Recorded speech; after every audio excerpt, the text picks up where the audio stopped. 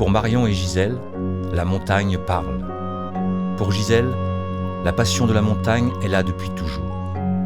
Cette passion de la moyenne et de la haute montagne lui a permis de mettre en place des actions en soutien aux personnes atteintes de maladies ou de handicap. Depuis, avec toutes ces personnes, elle a gravi 8 fois le Mont Blanc.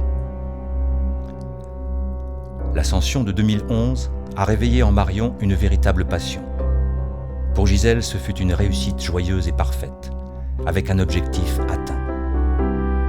Marion avait gagné le goût de l'effort. Gisèle confirme l'efficacité de cette force, car elle-même, depuis 2 ans, est atteinte d'une hémochromatose, une maladie génétique. Cette année, toutes deux profitent de cette passion commune et décident de faire passer un message d'espoir et de force aux personnes atteintes de diabète et d'hémochromatose. Elles vont partir sillonner les chemins de la grande traversée des Alpes, de Chamonix à Monaco.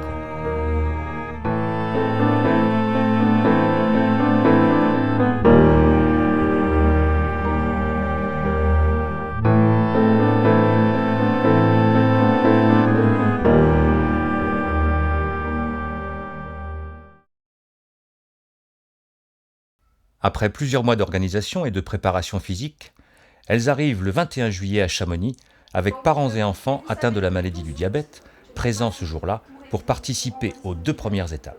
Elles sont atteintes d'une maladie génétique et elles sont en super forme. Et très bien accueillies autour d'un bon petit déjeuner préparé avec soin. La parole est donnée aux personnalités locales. Madame Jeannie Coutet. Guidée par les personnalités, elle se dirige vers le parvis Fuji-Yoshima. Discours, échange de quelques mots sur leur grande traversée des Alpes avec M. Bernard Prudhomme et Mme Jeannie Coutet. C'est une très très belle aventure qui a un caractère symbolique pour le Mont Blanc, car nos anciens faisaient très souvent Nice-Chamonix ou Chamonix-Nice en ski de printemps en 3 semaines ou 3 fois 1 semaine.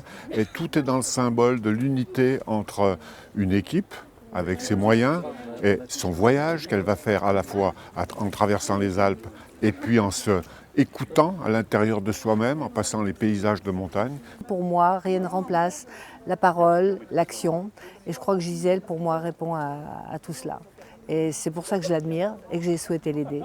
Il va y avoir peut-être des moments où certains se sentiront mieux que d'autres. Et c'est réapprendre justement à se soutenir les uns les autres. Et je crois que le mot partage, pour moi, est très important. Bon voyage à la fois extérieur et bon voyage intérieur. Un grand merci et puis merci pour ce Des paroles symboliques, pleines d'encouragement, qu'elles emporteront avec elles. Le groupe est plein d'élan, joyeux et souriant.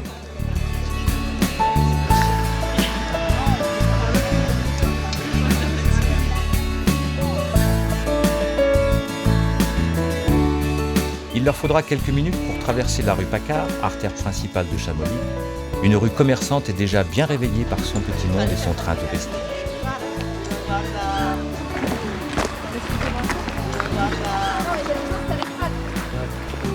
Les voilà vers la forêt des Gaillans, un beau cadre naturel, un lieu mythique de l'escalade face au Mont Blanc. Une belle association qui respire le grand air en soutien aux familles concernées par le diabète. Ça y est, la grande traversée des Alpes commence. Et c'est le grand saut. Hop, les voilà déjà au milieu des alpages de la Haute-Savoie au col de Vauzat.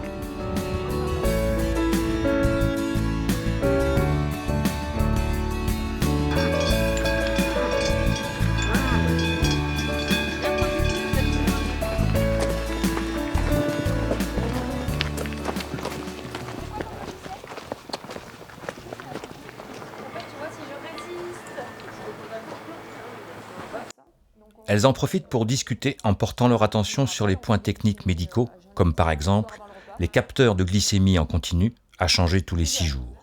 Cette étude est réalisée par le Centre de recherche européen du diabète, mené par le professeur Pinget et son équipe. Elle permettra de comparer la glycémie d'une personne diabétique et d'une personne non diabétique sur un effort intense et de longue durée.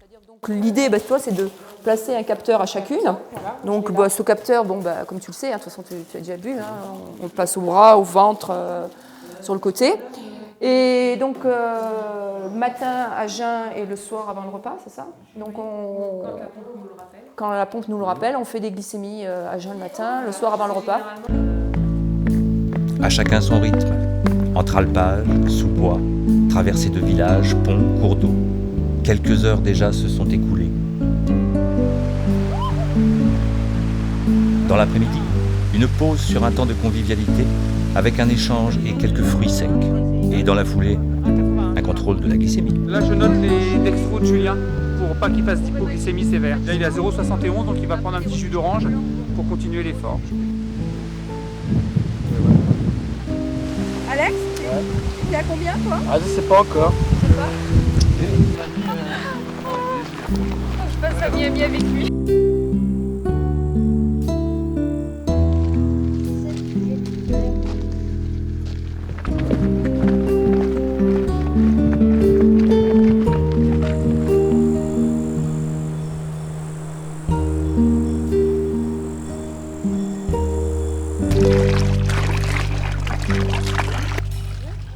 Pour se rafraîchir, un arrêt s'impose à la fontaine. Ces instants sont importants. Partager et ne pas oublier que l'effort intense demande une hydratation régulière. Maintenant, elle marche depuis 8 heures. La fatigue commence à se faire sentir sur cette première journée. Mais la volonté est là. Et joyeuses, elles continuent leur marche. Arrivée à Notre-Dame de la Gorge, un héritage baroque qui fut façonné dans le temps. Son achèvement se fit en 1759.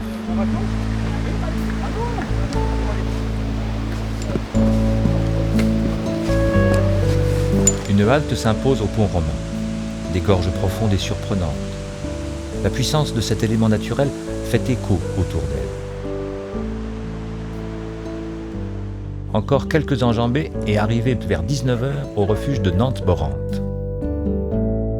Un refuge entouré d'une forêt de mélèzes situé sur le tour du Mont Blanc. Le tracé du GR5 est à quelques pas des Contamines Montjoie.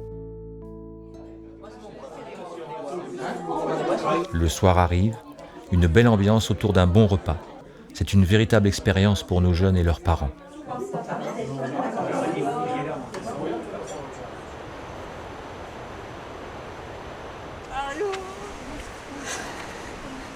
Un réveil en fanfare, tout le monde a l'esprit bien réveillé et le beau temps est là. Vérification avant de partir du contenu des sacs. On a tout dans le sac, on a pris de l'eau en bonne quantité là. Bon, Juju, un petit mot d'attaque pour aujourd'hui. Ah ben tout à fait d'attaque. Hein. Ok. Et bon, aujourd'hui, on aura le droit à un petit air encore comme hier. Sûrement. Là, j'ai bien envie de chanter une chanson de Beyoncé, Listen. Listen, listen. I am alone at a crossroad. I'm not alone in my own home. And I tried and tried to say what's on my mind. You should have known. Oh, no, I'm done believing you. Le GR serpente au milieu d'alpages où tintent les cloches des vaches. Une herbe tendre, bien verte et parfumée. Il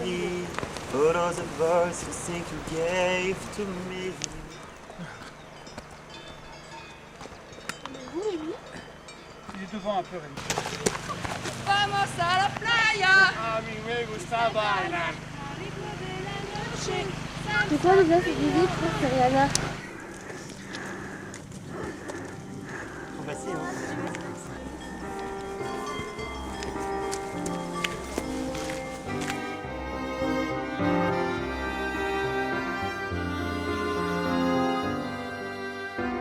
L'altitude que l'on gagne nous éloigne de ces grands espaces verts et donne un caractère plus escarpé au paysage, avec des passages de névé où chaque randonneur pose son empreinte.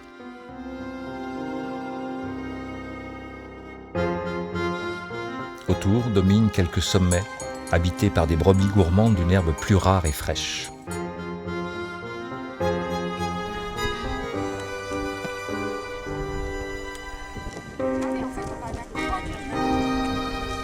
Exactement là, on est au col.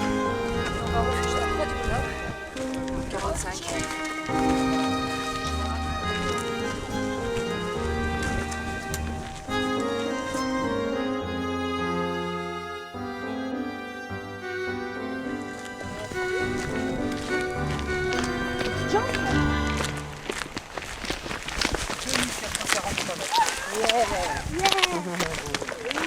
Enfin le refuge.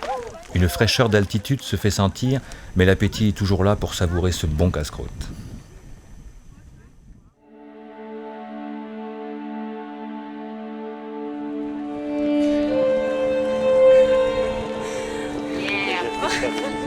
Thank you. La traversée se poursuit par la crête des gîtes au gré des vents et d'un ciel plus grisonnant. La vallée de Chamonix est déjà lointaine et elles arrivent bientôt au terme de leur deuxième étape. C'est ici, dans le massif de Beaufortain, que nos jeunes avec leurs parents nous quittent. La fin de journée se fait sentir, on relâche.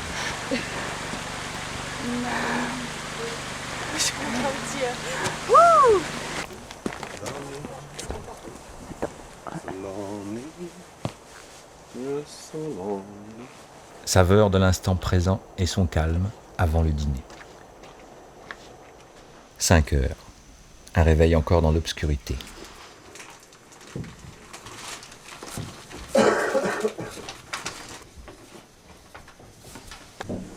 Maintenant, ils sont 3, Alexandre, Marion et Gisèle, à continuer la traversée des Alpes.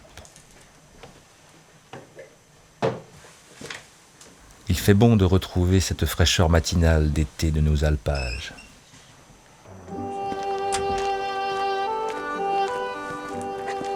Marion, Alexandre et Gisèle sont curieux de cette nouvelle journée.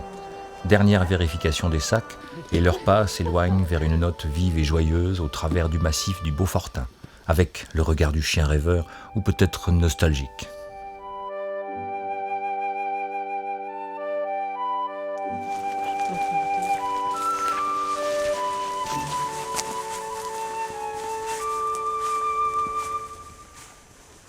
Les regards se fixent au loin sur la pointe de la Pyramenta proche du col du Bresson.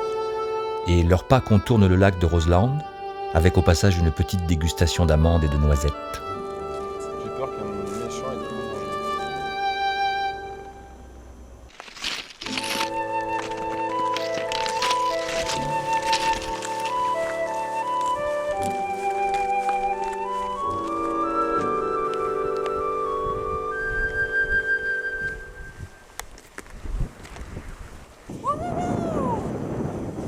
Col du Bresson.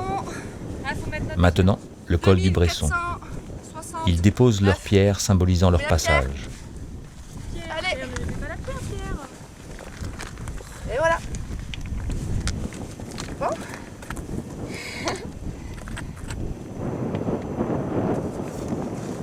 Super. Col du Bresson. Au travers de la descente, nous quittons le Beaufortain pour une nouvelle vallée, la Tarentaise. Et oui, c'est ça la grande traversée des Alpes.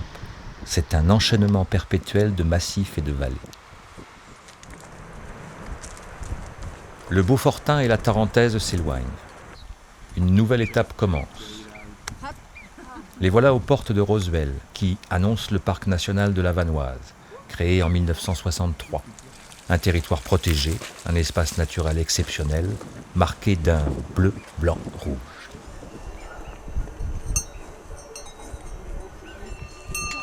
C'est des Normandes. Leurs pas sillonnent entre les troupeaux de vaches aux robes colorées. Les chalets d'alpage avec en toile de fond le massif du Mont Pourri et ses glaciers. Certaines vaches sont curieuses de les voir passer au milieu d'elles. Le son de leurs cloches les accompagne et quelques-unes les suivent. En contrebas, on aperçoit le lac de la Plagne avec quelques 300 tarines. Le refuge du col du Palais approche. Une montée au rythme du silence des alpages. Bientôt, l'arrivée, avec au loin dans les hauteurs, la pyramide de la Liette, à l'extrémité du chaînon du Petit Mont Blanc. Une étape courte, arrivée 13h, un casse-croûte au soleil. Ça doit pas être mauvais ta Charlotte. Chocolat. Je vais vous raconter.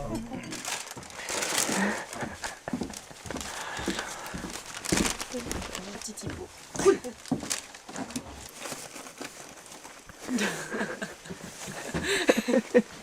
Le casse-croûte en main à 6h, ils quittent le refuge du Palais en direction de Tignes pour retrouver leur guide, Maxent, qui les a conduits plusieurs fois au sommet du Mont Blanc et qui aujourd'hui fait une étape avec eux.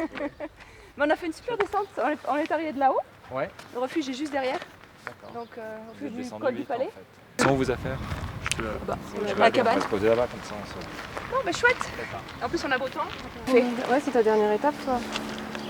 Moi, je pars demain à Pralo. Toi, t'as fait depuis le départ. Ouais. Et du coup, c'est la dernière étape. D'accord. À Pralo, je leur dis Au revoir.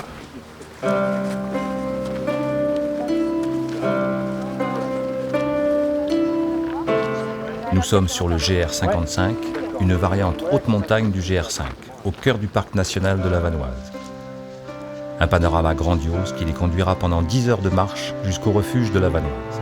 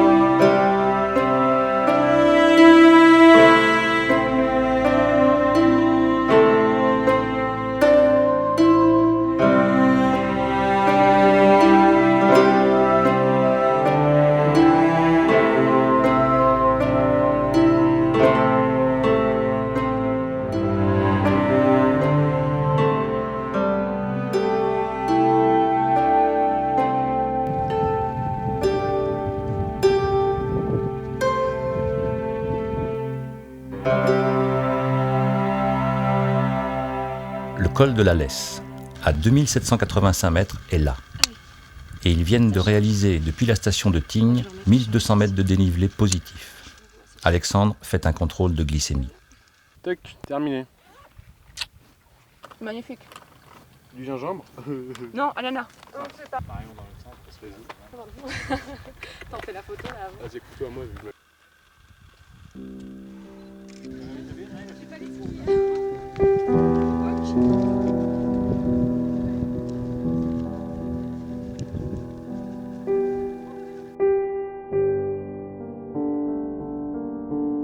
Toujours dans le même élan d'enthousiasme, de joie, le sourire suit les jambes. La montagne offre des instants de rêve aux paysages somptueux. Un mélange de neige, de glaciers suspendus, des étendues d'éboulis dues à l'érosion, qui façonnent le GR où de nombreuses fleurs jalonnent les bordures.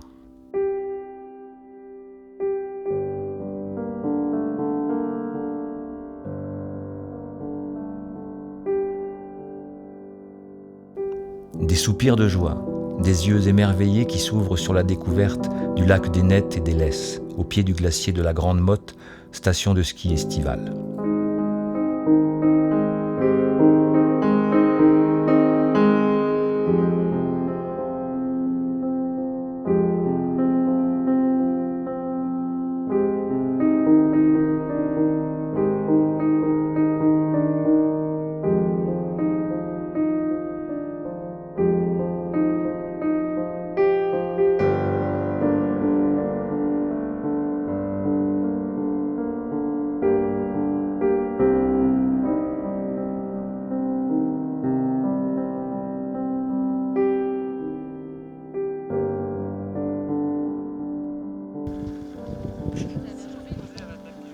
Voilà, bonne idée. Il y a plein de petits coins là. Une pause casse-croûte au refuge de la Lesse et sa fontaine rafraîchissante, au goût d'eau pure des montagnes, un véritable havre de paix. Ouais, c'est le glacier de la Vanoise. Parce que tout à l'heure, on était donc là, c'est le glacier de la Grande Motte, le glacier de Prénou, de Rosolin, plus on C'est de avance, l'autre côté ça. de l'autre côté. Derrière l'arête. Voilà, Et il donc arrête là, nous, on va là. Du coup là, c'est le glacier de Prémont. Ouais. Si tu la mets sur le dos, elle est comme hypnotisée, elle bouge pas. C'est un super projet. Justement, ça change entre se donner à fond pendant 5 jours en altitude où on sait qu'on va devoir tout donner, puis après, ça dépend du congé qu'on a derrière, mais de pouvoir récupérer. Et là, c'est une gestion de l'effort qui est complètement différente, quoi. Ils partent, en plus je vois, là, on en fait une d'étape ensemble. C'est pas la plus longue. Moi, je vais trouver ça déjà une bonne étape. Et non, ils sont courageux parce que c'est des belles étapes qu'ils ont programmées. Et je pense qu'ils vont s'y tenir sans trop de problèmes, à part du mal aux jambes et de la fatigue. Mais non, c'est une vraie traversée des Alpes. Comme qui dirait, pas pépère, quoi. Une traversée des Alpes très sportive avec des beaux passages de col et des grandes étapes. Je fais la traversée pendant une semaine avec eux et je m'arrête demain à Pralognan. Génial. Tu as déjà partagé de belles aventures avec Gisèle? Ah oui, c'est vraiment extraordinaire. Gisèle est quelqu'un qui a énormément d'énergie, vraiment et elle a ce brin de folie qui fait que ces aventures sont géniales, quoi, sont inoubliables. Et le fait qu'on ait à les partager avec elle, là cette fois-ci avec Marion, c'est extraordinaire, c'est génial.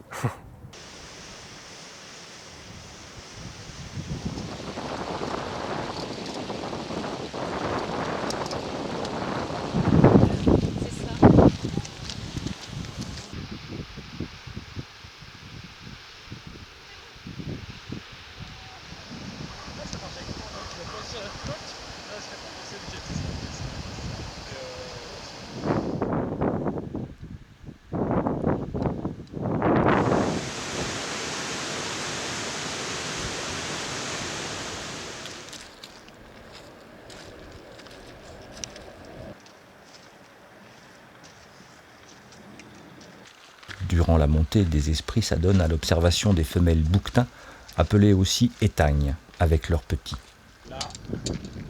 Pendant la saison d'été, la séparation des mâles et des femelles est de mise.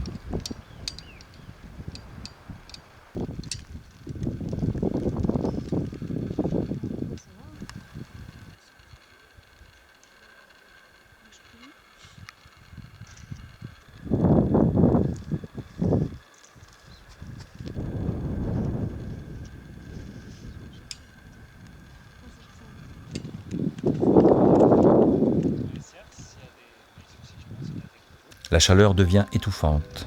Le ciel s'encombre, les nuages s'amoncellent. L'orage se fait sentir et rapidement une pluie forte s'abat. Le pas s'accélère et il est difficile d'avancer quand on a des sacs de 11 à 15 kilos.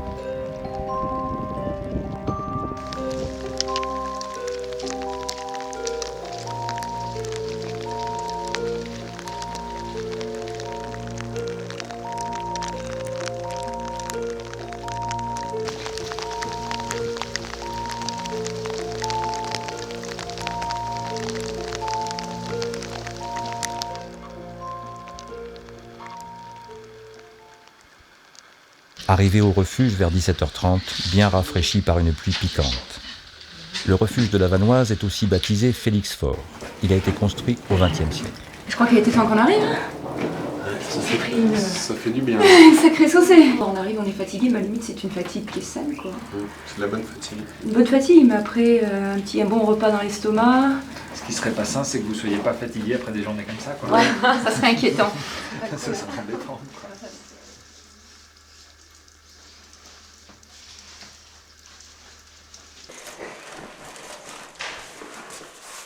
Là, le réveil, là, ce matin, c'est quoi? C'est pas trop dur, parce qu'on a bien dormi. Moi j'ai super bien dormi. On levait 5 heures, mais ça va. Ouais, on sent même pareil. pas les 5 heures. Ouais. Mais Comme on le disait hier, on s'habitue au fur et à mesure. ouais. De jour en jour. On est red'attaque pour une nouvelle étape, quoi. Ouais. Et on va où, là, en fait, aujourd'hui, là? On va au refuge de Pételé. Donc, on descend après Pralognan, c'est ça? Et après, on remonte jusqu'au refuge de Pételé. Ouais.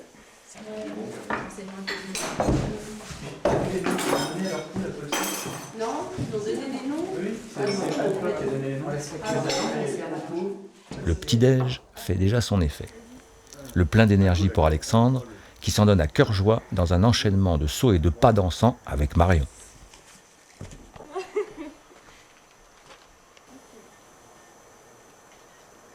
Sous leurs yeux, le glacier de la Grande Casse s'éclaire paisiblement.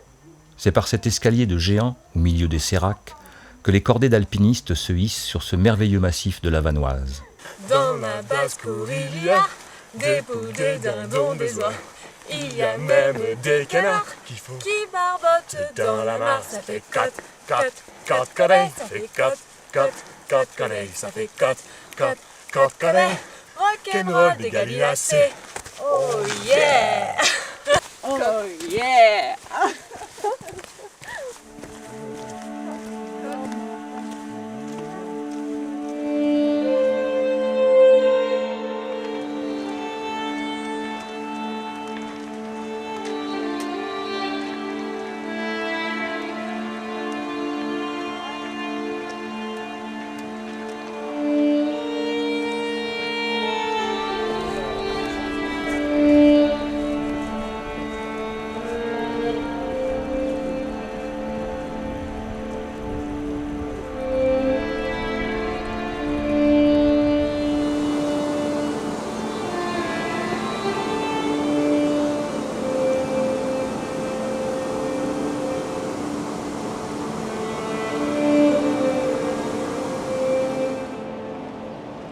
Ils approchent de Pralognan, un retour en douceur à la civilisation.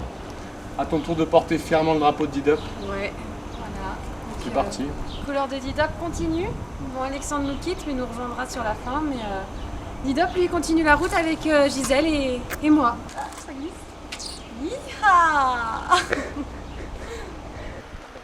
Gisèle et Marion poursuivent leur chemin sous un soleil de plomb.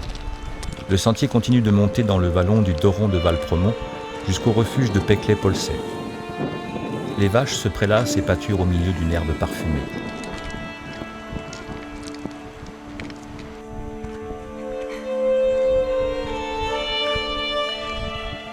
Allez, une petite demi-heure. Les pas sont bien calés sur le bon tempo du quotidien, 9h à 10h de marche.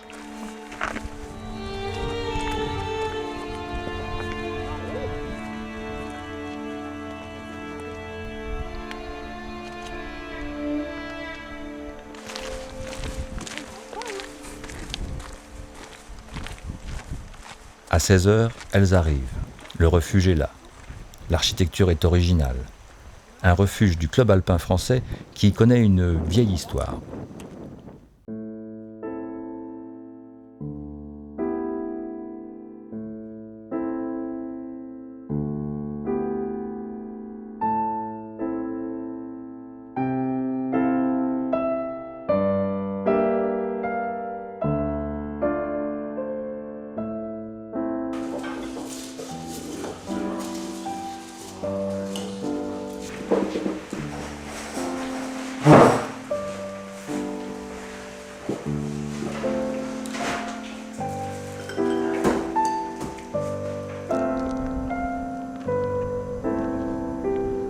Après quelques tartines du matin, Marion et Gisèle repartent sur le long ruban de leur grande traversée des Alpes, qui va les conduire jusqu'à leur prochaine étape, le refuge de l'Orgère.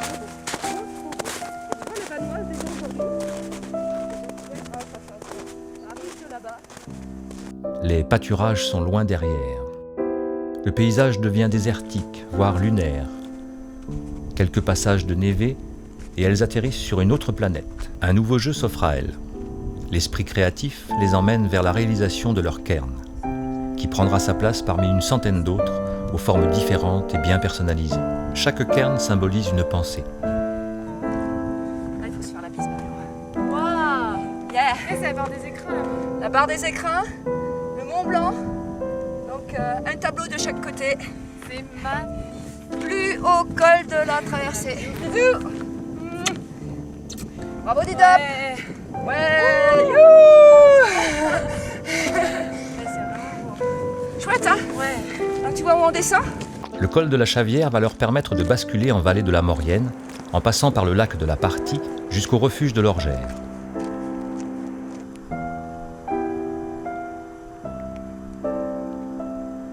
Un départ à 6h, avec un temps maussade, pluvieux. Le pas est rythmé sous une pluie très fine. Cachées sous leur poncho, elles avancent progressivement.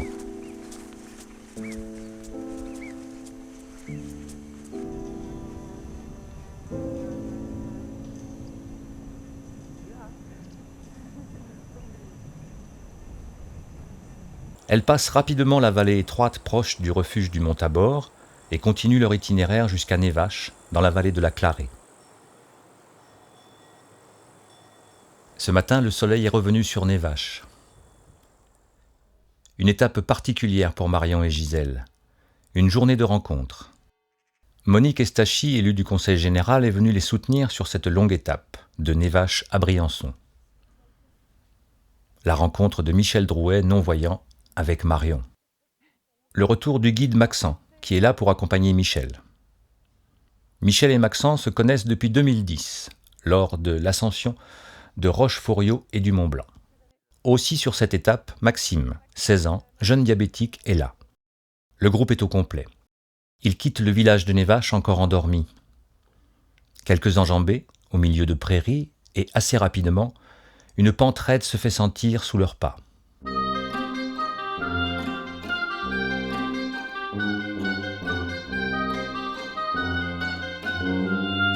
Puis ils pénètrent une forêt dense de mélèzes et de pins.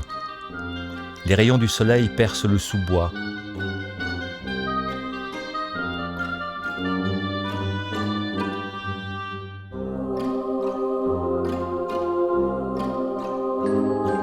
lumière tamisée donne une splendeur irréelle sur ce sentier bordé de beaux massifs fleuris. Ils prennent de la hauteur, un dernier clin d'œil sur un panorama dominant Névache et ses sommets.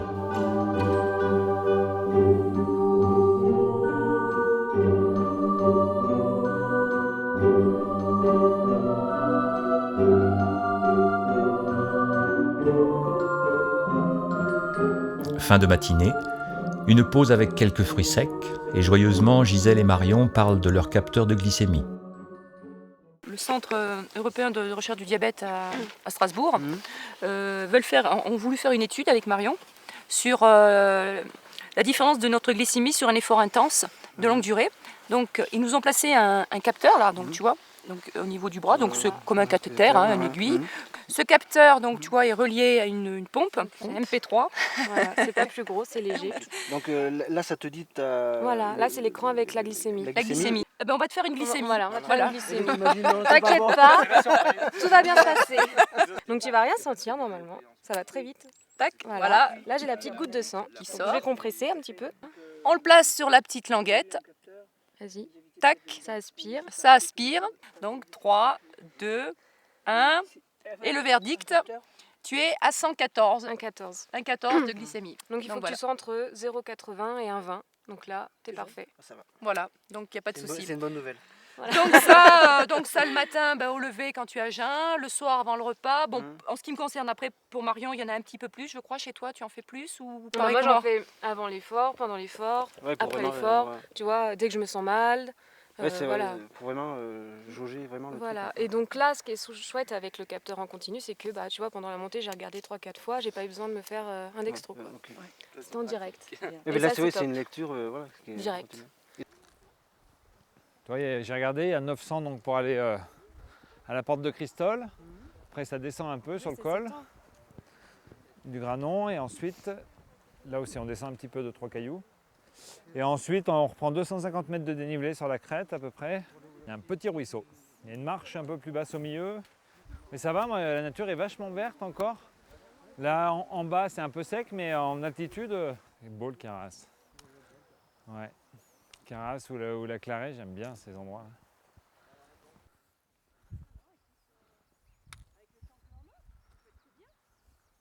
Tiens, on traverse la rivière, tu sens sous les pieds, ça fait des rochers bien posés au-dessus de l'eau. Au pire, si tu marches dans l'eau, c'est pas très profond. Voilà, pose tes pieds à plat. Bien, ça remonte un petit peu par là. D'accord. Ça monte un peu dans les cailloux là.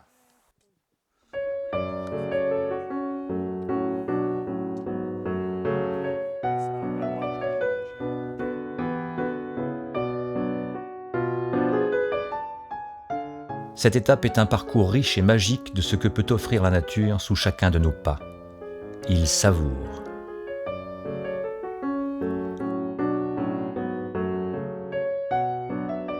Le lac de Cristol scintillant d'étoiles, le col du Granon n'est plus très loin.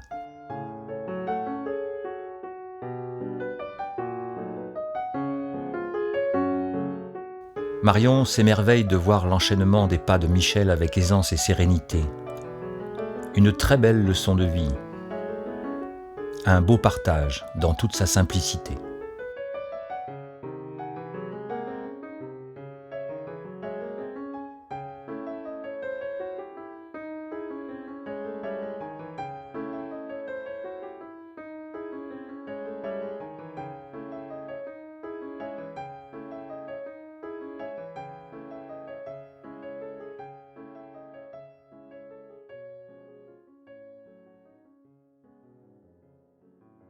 Niveau mental, comme on dit, la traversée des Alpes, c'est pas un petit morceau. On continue à avancer encore, on est à 10e étape et demain on repart quoi. Voilà. Qu'est-ce que tu auras envie de dire à travers ton aventure, pas seulement aux jeunes, mais même aux personnes adultes qui sont diabétiques et qui ont un peu du mal à vivre peut-être? C'est-à-dire, ce que j'aurais envie de leur dire, c'est qu'ils prennent confiance en eux, qu'ils saisissent les mains qui leur sont tendues pour pouvoir vivre des expériences comme moi je les vis et qu'on n'ait plus de frustration, qu'on aille jusqu'au bout de nos rêves. Ce qui a été remarquable dans l'étape de ce matin de Névache au col du Granon, hein, donc déjà c'est la rencontre.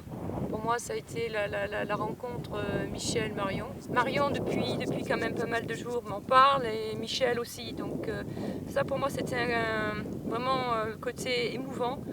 Et puis après, surtout, ce qui me touche toujours, c'est cette solidarité. La solidarité, de voir que cette personne, Monique Essachi du Conseil Général, soit là. Maxent, parce qu'il pourrait très bien dire moi je suis guide de haute montagne et puis la moyenne montagne, bof. Et puis non, il est là. Il est là parce que je pense que c'est une chaîne qui est merveilleuse de solidarité, d'accompagnement, de joie. Et donc ça c'est super sur cette. Je pense que c'est ça qui m'a ému ce matin. Comment est-ce que tu perçois justement les paysages? Tu m'as dit que tu avais été voyant par le passé. Est-ce que tu te fais toujours une représentation mentale de ce que pourrait être le paysage, ou est-ce que tu le perçois plus à travers tes sens? C'est un mix des deux. Par exemple, il y a des odeurs de sous-bois, de bois, tu vois, c'est vraiment particulier. Après, ce que je ressens moi, par exemple, quand on arrive dans une zone où il y a moins d'arbres, et souvent il y a plus d'air, il y a plus de mouvements de vent et tout. La forêt protège de tous ces mouvements d'air. Mais j'aime bien aussi qu'on me décrive, mais c'est pas une description en outrance, si tu veux. C'est plus une discussion qui s'engage sur une explication plutôt qu'un truc très très précis, d'avoir au centimètre près qu'est-ce qu'il y a ou quoi. C'est plus un panorama, un tour d'horizon. C'est un mix des deux. Voilà, il y a les sensations. Quand tu es à l'ombre, même si tu ne vois pas, tu sens que l'air est plus frais. Il y a le soleil sur la peau, c'est pas pareil. Voilà, il y a plein d'odeurs différentes aussi, quoi. Tu perçois aussi bien la montagne que les voyants. Bon, après, il y a quand même l'aspect contemplatif que j'ai pas. Ouais. Puisque toi, tu peux trouver ça beau. Tu vois ce que je veux dire? Moi, je peux pas dire que je trouve ça beau. Je me sens bien, j'y suis bien. Tu vois ce que je veux dire, la différence?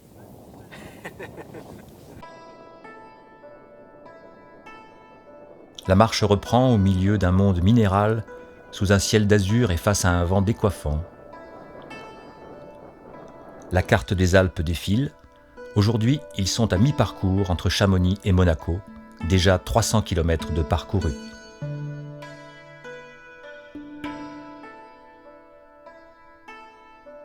Chaque étape est une découverte, des reliefs surprenants modelés au fil du temps par l'érosion. Chaque élément a pris sa place, minéraux, végétaux, animaux.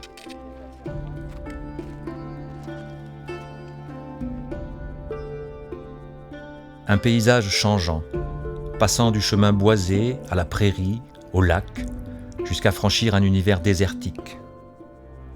Puis le long passage des crêtes de Pérols en direction de Briançon.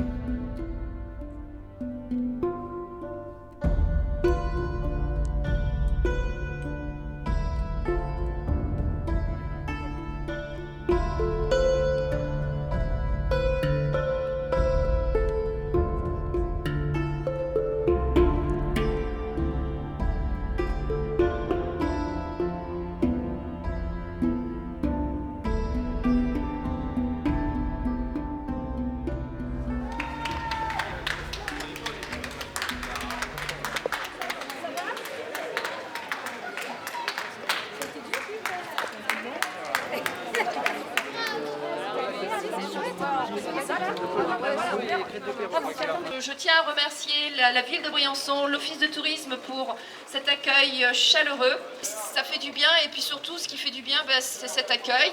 Alors du coup, c'est vrai que ça nous rebooste, parce que la route ne s'arrête pas là. La route s'arrêtera le dimanche 12 août à Monaco. Et donc bravo à Gisèle, bravo à Michel, bravo à Marion et bravo à Maxime. On peut les applaudir, merci.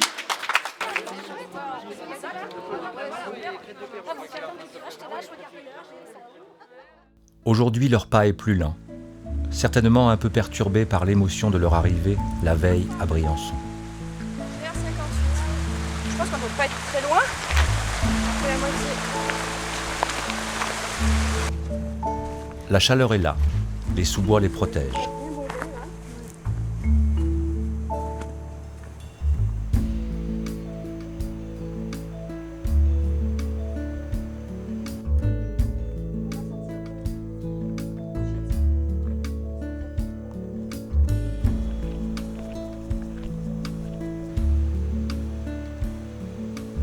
leur sourire reste imperturbable.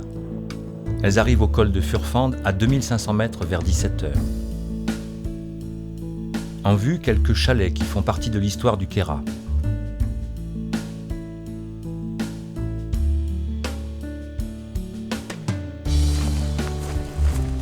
Enfin, elles découvrent le refuge, au milieu de tout et de rien, sur une merveilleuse terrasse naturelle avec une vue imprenable.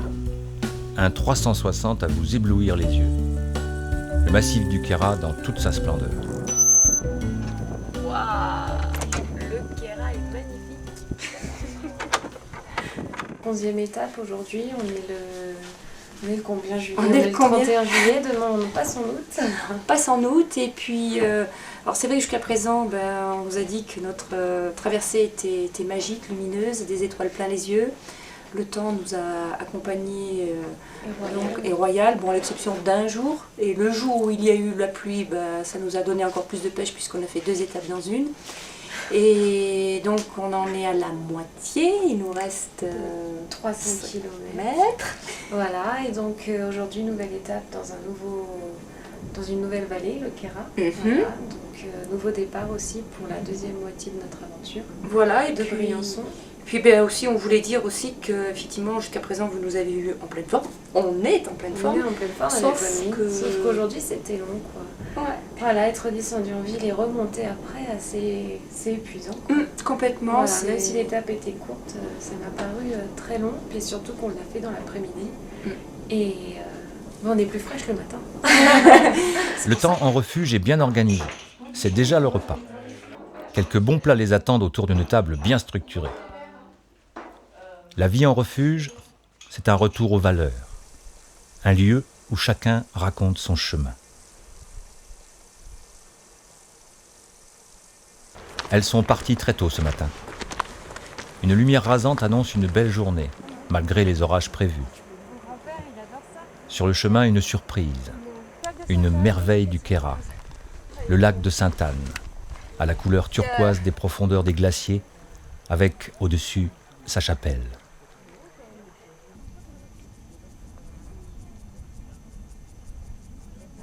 Donc voilà, il est 11h05, on monte depuis 9h30 depuis Seillac. Donc pour arriver au lac Sainte-Anne qui est à 2415 mètres d'altitude, voilà. Donc petite pause déjeuner. Et donc je regarde ma glycémie et sur les 2 heures de montée, je suis nickel, c'est linéaire, je suis fière de montrer ça, voilà. Donc après un effort, un bon effort, je suis à 1,35 g, donc nickel, et je suis à peu près restée à ce taux-là toute la montée. Tu vois bien la montée. Leur chemin se poursuit par un long lacet, le temps devient plus menaçant.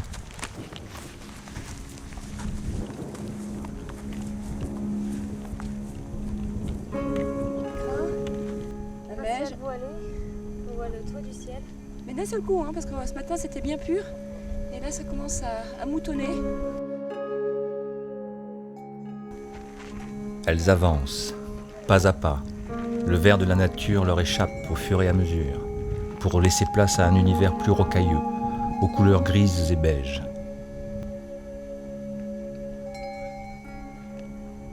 Le lac bleu s'éloigne et en fond de vallée, loin de leur regard, apparaît un magnifique tableau où s'inscrit la barre des Écrins, le glacier du Pelvoux et bien d'autres sommets tout aussi élégants. Devant elle, le col du Girardin à 2700 mètres n'est plus très loin. Voilà. Et écoute, maintenant on est sur la descente, sur le dénivelé négatif. Donc tu vois le lacet. Et puis on tire légèrement sur la gauche et puis Maljacet en dessous. Sur la gauche? Ouais, d'accord. Une descente où elles ne manquent pas d'imagination pour distraire les muscles de leurs jambes.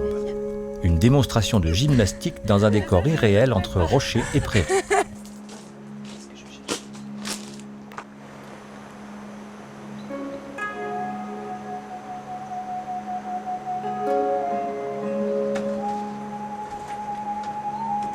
Ce matin, le réveil est difficile. Malgré tout, Marion et Gisèle sont dans les temps. C'est parti. 6 heures. Leurs premiers pas sont lancés sur cette longue étape en terre inconnue entre France et Italie.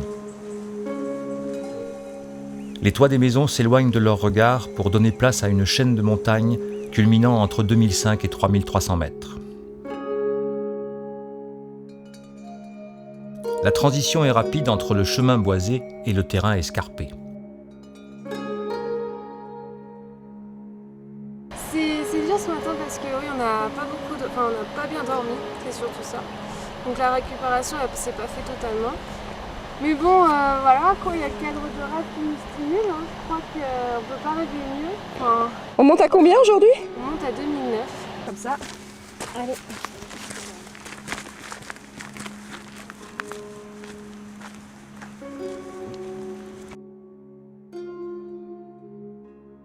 Le dénivelé se fait sentir et à perte de vue, un espace désertique habité de rochers et de lacs où elles peuvent se rafraîchir.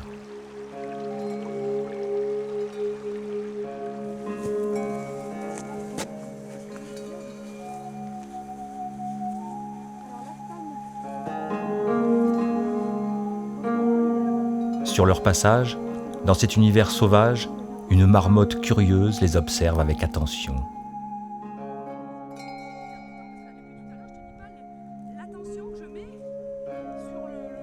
D'essayer de prendre le meilleur chemin, tu vois, parce qu'il n'y a rien, plus de chemin, plus de marque, plus rien.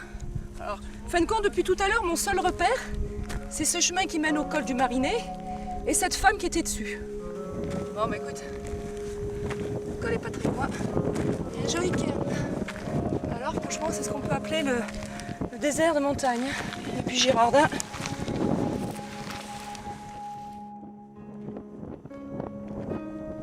Bien passer là.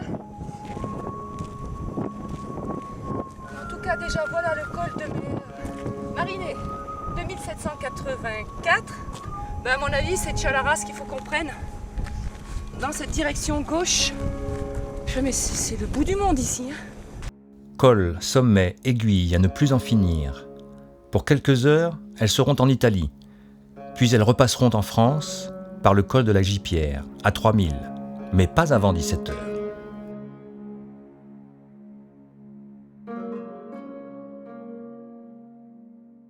Tu me donnes un petit peu tes impressions?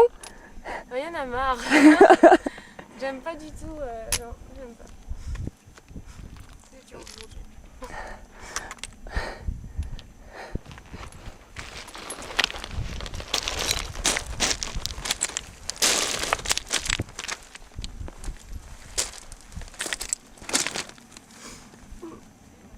C'est normal. Hein. Oui, c'est normal. Je crois qu'on est fatigué. On est un peu fatigué, écoute. Non, on va arriver. On va se soutenir et puis on va arriver là-bas. Quand on a du mal et qu'en plus autour ça nous motive pas. Donc écoute, en plus on est coupé du monde. On est coupé du monde, mais écoute, on est deux pour se motiver, essayer de trouver. C'est pour ça qu'écoute, c'est vrai que depuis tout à l'heure j'essaie de te donner des petites choses pour essayer de te motiver, nous motiver. Mais je te cache pas que tout à l'heure, quand on était en bas et que j'ai vu ce mur, moi j'ai pas voulu te le dire, mais je me suis dit, c'est pas vrai. C'est pas vrai. Ouais, le 13e jour, comme t'avais dit, t'aimes pas le 13. Un univers fort, puissant, sculpté, d'une beauté fine, avec une profondeur où parfois le relief peut être austère par son immensité désertique.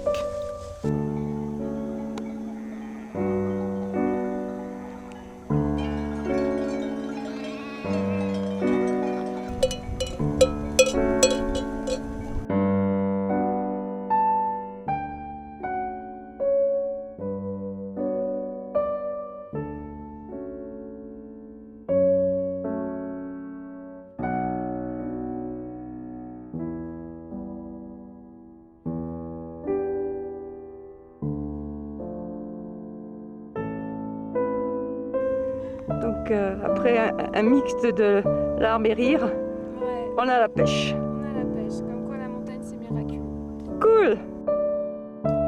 Cet univers apporte une joie en soi, par sa force, mais il peut être angoissant.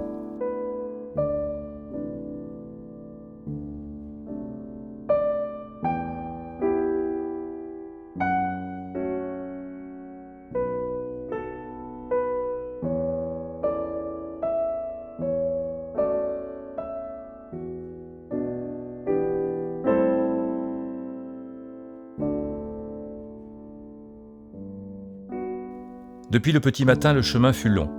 Le lac du Marinet à 2005, le col du Marinet à 2787, le col de Chalaras à 3000, le col de l'Enfernetto à 2783, le col de la Finestra 2824, puis le col de la Gipierre à 3000, pour descendre au refuge du Chambéron à 2700 mètres.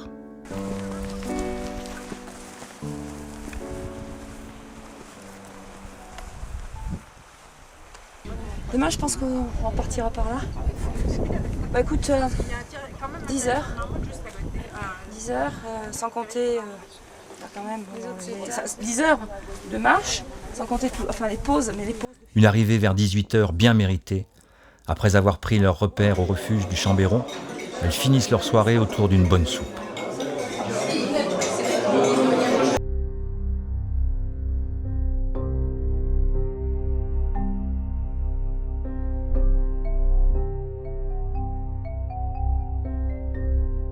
Très tôt ce matin, le clair de lune est encore présent.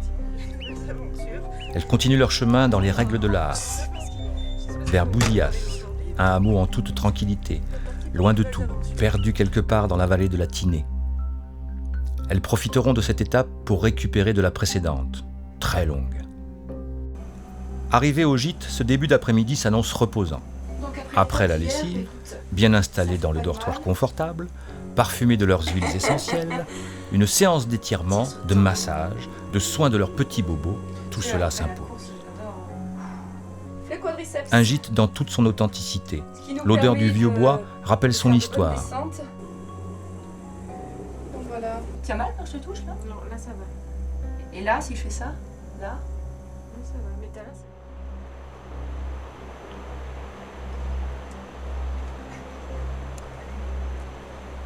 Un départ tranquille où le petit hameau de Bousillas est encore endormi. Nous sommes dans le parc du Mercantour.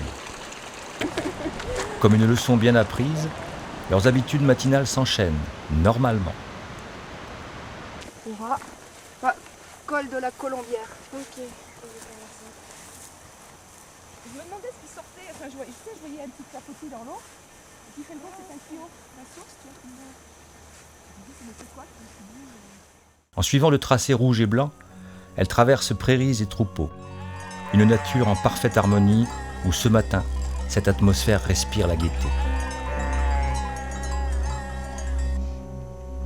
Mais tu verras, plus tu vas évoluer, plus tu monteras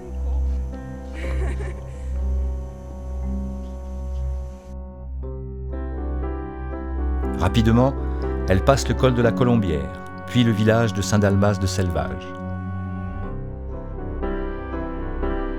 Un parcours de 12 heures. Forêt, grand plateau d'alpage, chemins escarpés, un espace sauvage, reculé du monde, comme peut le décrire le parc du Mercantour.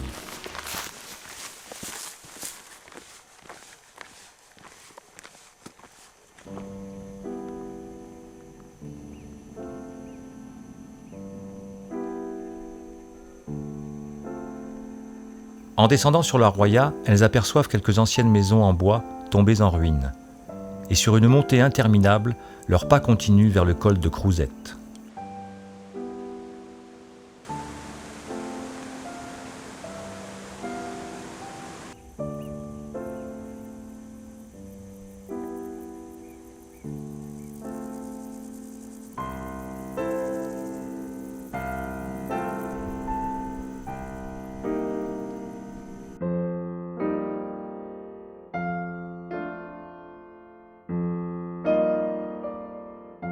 Arrivé aux portes de Langon, vers 17h30, et enfin, le refuge est là. Le dortoir est installé dans une grange. Elle découvre les lieux, une vraie ferme. Regarde les beaux, c'est joli.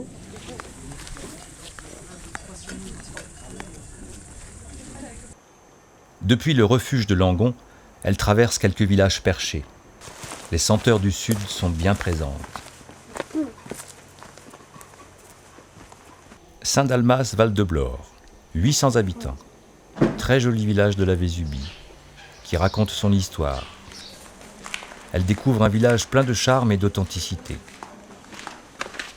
Une étape courte, Saint-Dalmas-Val-de-Blore au gîte du Boréon. Un passage rapide sur le village de Saint-Martin de Vésubie, puis une longue montée fastidieuse dans les bois. Toujours dans le massif du Mercantour. 6 heures. La montée est très agréable.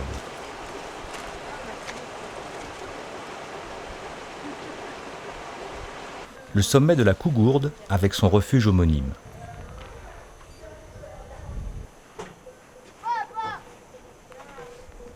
Une pause au refuge, quelques minutes pour savourer cet instant paisible, avant de poursuivre vers le lac de Trécolpa.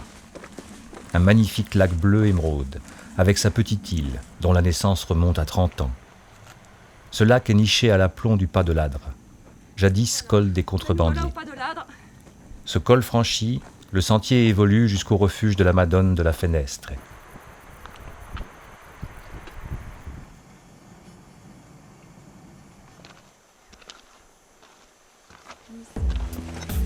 4 heures du matin, départ à la frontale. La journée sera très longue. Un parcours traversant plusieurs cols. Un itinéraire plutôt minéral et sauvage dans la vallée des Merveilles. Le pas du Mont Colomb est déjà là, suivi d'une descente bien marquée jusqu'au lac de la Foux. Une visite au refuge de Nice avant le col de la Besse de Basto, à 2700 mètres.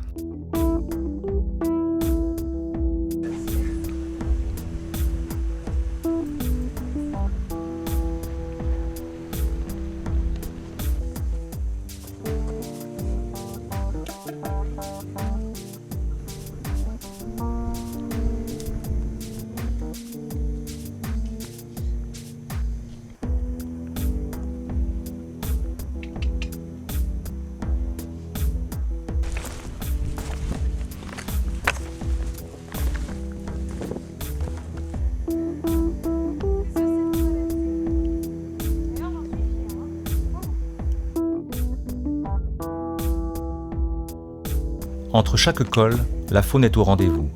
Bouquetins et chamois se prélassent et ruminent l'herbe tendre. Nous sommes en observation et en admiration devant ces princes des montagnes. Quelle élégance!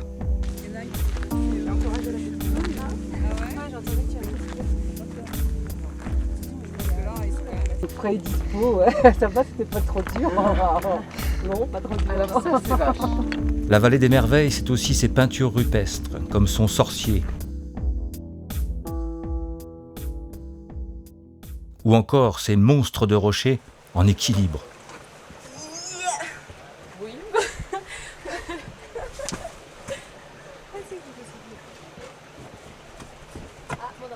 Voilà le refuge à 2130 mètres, au centre d'un cirque minéral dans un grand alpage.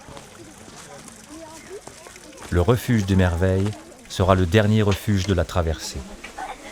Elles quittent leur montagne pour revenir progressivement vers la civilisation.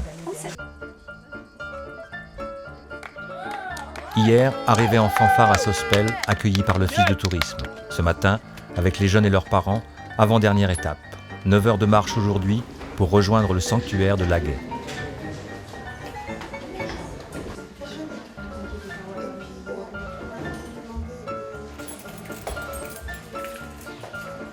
Aujourd'hui, on est à la 22e étape. Demain, c'est la 23e, c'est la fin. Et je peux dire que j'en suis encore sortie de cette aventure encore plus forte. Je me connais encore mieux parce que le diabète, c'est se connaître avant tout.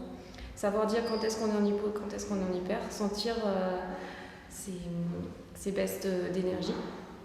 Et donc, faire des exploits sportifs, c'est se connaître encore plus et avoir confiance en soi et oser des choses que dans la vie courante, peut-être, on n'oserait pas. Marion a toujours bien vécu avec son diabète. Elle a toujours voulu témoigner qu'avec un diabète, on peut bien vivre, à condition, bien sûr, de bien se soigner. Pour cela, elle a apporté de l'activité physique au quotidien et la rencontre avec Gisèle Lafont lui a en fait donné une certaine confiance en elle et l'activité physique est devenue un plaisir. C'est pas la première fois qu'on collabore avec Gisèle et Marion. C'est toujours un grand plaisir pour nous de les accompagner parce qu'on sent à la fois de fortes valeurs humaines. Donc c'est pour nous porteur d'un message vraiment d'espoir, un message fort à la fois pour tous les autres patients auprès desquels on peut intervenir venir et dans le cadre de la prévention qu'on mène aussi pour casser un peu toutes ces idées reçues qu'il y a sur le diabète. Nous sommes des prestataires et à ce titre, nous accompagnons ce projet puisque Marion et Gisèle ont accepté de tester dans des conditions extrêmes, souvent, les capteurs de glucose. On a une chance extraordinaire dans notre métier de pouvoir se positionner comme une aide, comme temps présent chaque fois qu'elle a besoin d'être soutenue financièrement bien sûr en premier lieu, mais au-delà de ça, d'être en aide sur les questions qu'elle peut se poser sur l'organisation, sur le support, sur toute cette sorte de choses. Je représente le ministre d'État, qui est l'équivalent de notre Premier ministre, et je suis le directeur du tourisme, et je suis absolument ravi de vous accueillir ici, parce que pour nous c'est très important pour Monaco, ce message d'espoir, c'est très important le message d'espoir par le sport, c'est un message très fort de notre souverain, qui est l'espoir par le sport, la lutte contre toute forme de maladie, contre toute forme de diminution physique par le sport, et puis cette unité merveilleuse qui se fait avec ce grand pas des Alpes à la Méditerranée, où on prend part, on est complètement honoré que Monaco soit choisi comme destination finale, destination d'arrivée d'un événement aussi important. Et ça, pour nous, c'est absolument vraiment un honneur. Quand on veut se donner le désir d'arriver, il faut voir ce qu'ils ont fait. Là, c'est franchement merveilleux.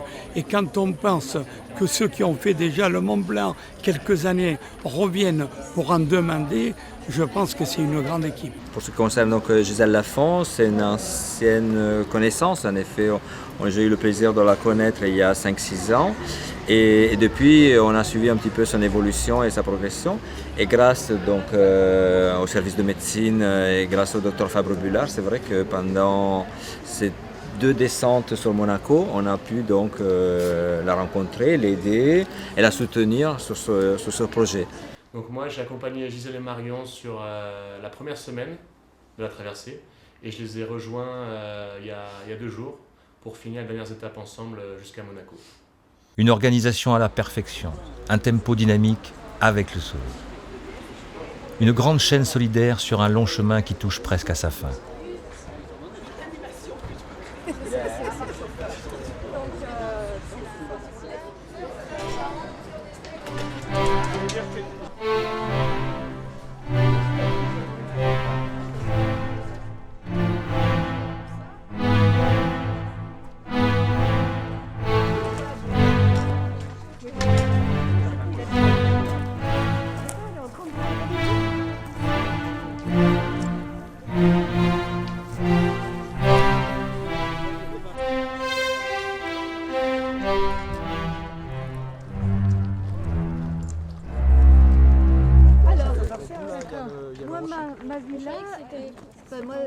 Tout va bien, j'ai le cœur rempli de joie, je suis heureuse, mais à la fois avec un tout petit pincement de tristesse parce que c'est toujours triste quand il y a des belles choses qu'elles s'arrêtent.